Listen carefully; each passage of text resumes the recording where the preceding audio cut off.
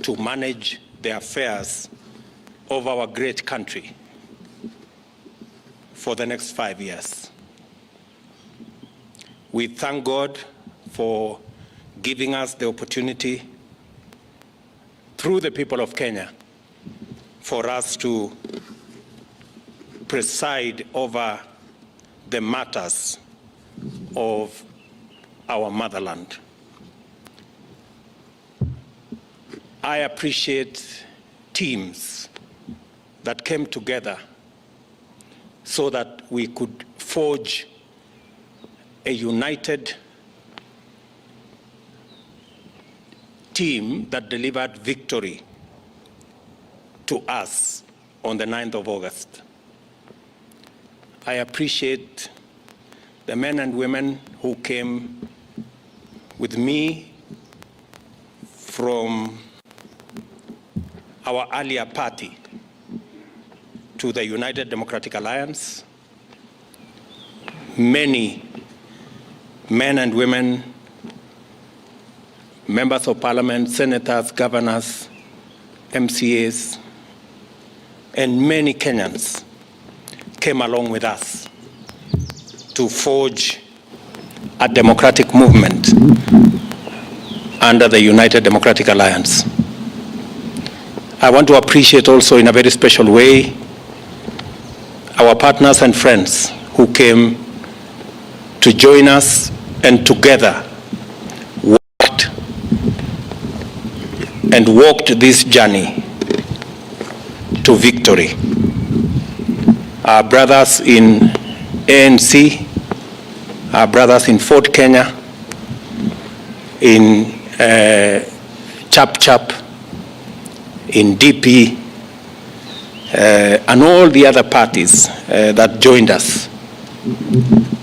And because of their contribution, because of their decision to work with us under very difficult circumstances, we won this election. Today, I am proud to announce the men and women who will serve in the cabinet of the Republic of Kenya by God's grace. And before I do that, let me say that this exercise is important because although we have a cabinet, which I met with my good deputy this morning, it is also important that we set up the new cabinet early so that we can quickly take charge of the affairs of our country and begin the process of implementing the plan that we set out before the people of Kenya and persuaded them to vote for us on the basis of that plan. And it's because of that reason, and after extensive consultation with our teams, I am going to announce the following. My good deputy, Rigathi Gachagua, who I have a lot of regard for standing with me and working extra hours and being part of my support team. And now, by God's grace, he is the Deputy President of the Republic of Kenya. As I promised, my deputy is going to be a very busy person. And I am sending an executive order for print to assign my deputy very clear responsibilities that will assist me be able to discharge the responsibility, the heavy responsibility put on my shoulders by the people of Kenya, as is in accordance with the Constitution of Kenya. The Deputy President will deputize the President in the execution of all President's functions that are allowed by the Constitution and law. He will chair cabinet committees. He will oversee the implementation of cabinet decisions across all ministries and departments. Number 4, he'll coordinate intergovernmental relations between the national government and the county government, including chairing the Intergovernmental Budget and Economic Council, commonly known as IBEC. He will be the liaison between the constitutional commissions and independent offices in matters that require intervention by the national government, including budgets, policy formulation, and implementation of their recommendations.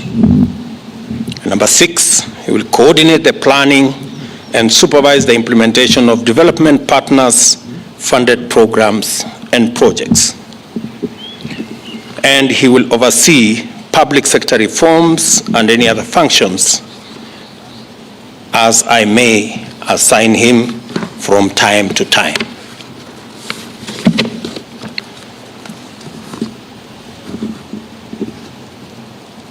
We have again the other very important position, and that is the position of the Prime Cabinet Secretary. And I have appointed my brother, Wycliffe Musalia Mudavadi, into that office.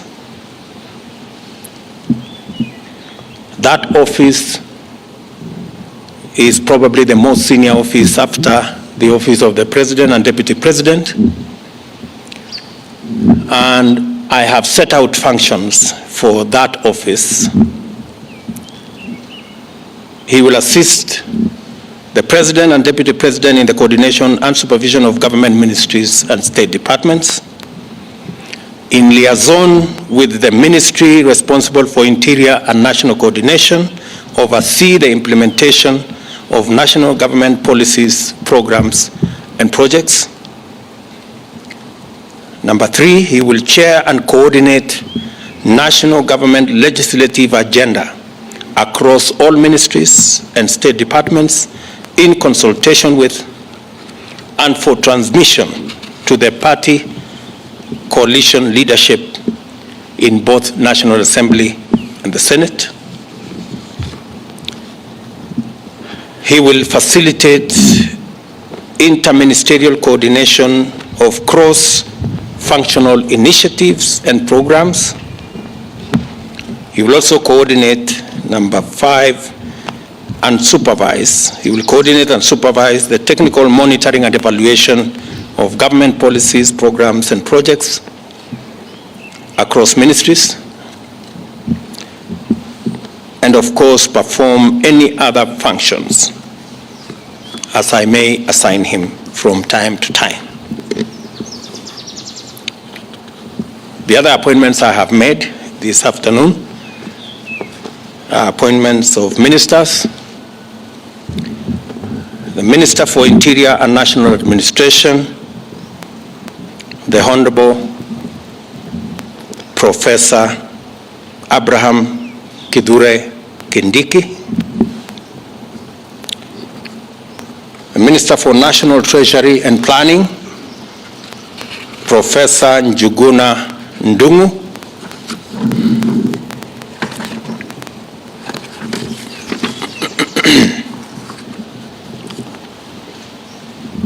Public Service, Gender and Affirmative Action, the Honorable Aisha Jumwa Katana,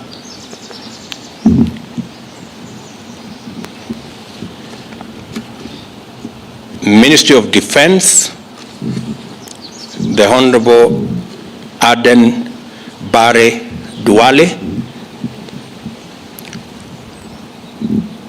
Ministry of Water, Sanitation and Irrigation, the Honorable Alice Muthoni Wahome. Minister for Foreign Affairs and Foreign and Diaspora Affairs, the Honorable Alfred Mutua.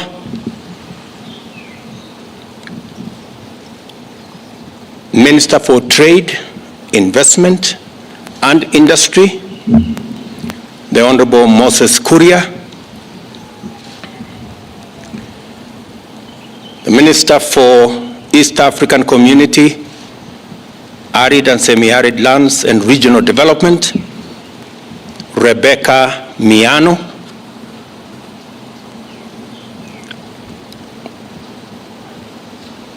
Minister for Roads, Transport and Public Works, the Honorable Onesimus Kipchumba Murkomen.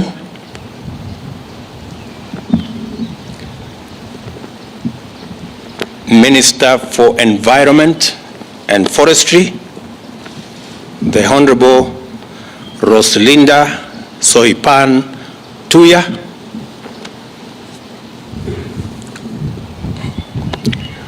Minister for Lands, Housing and Urban Development, Zakaria Mwangi Njeru.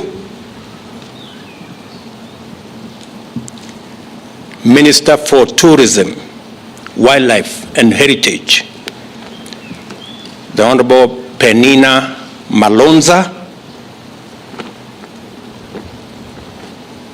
Minister for Agriculture, Livestock and Livestock Development, the Honorable Franklin Mithika Linturi.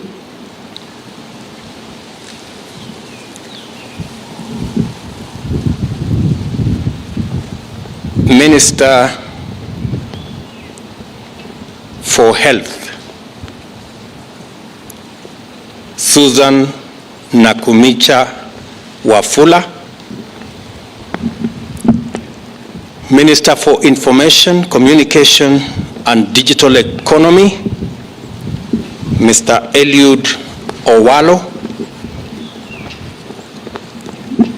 Minister for Education, Ezekiel Machogu.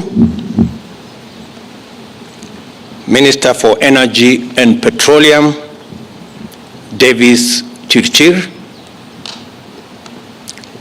Minister for Youth Affairs, Sports and Arts, Honorable Ababu Namwamba.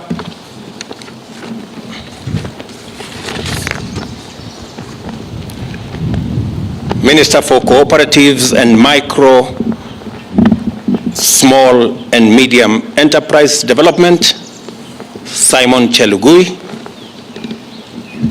Minister for Mining, Blue Economy and Maritime Affairs, Salim Mvurya. Minister for Labor and Social Protection, the Honorable Florence Bore. I have also made the following cabinet level appointments.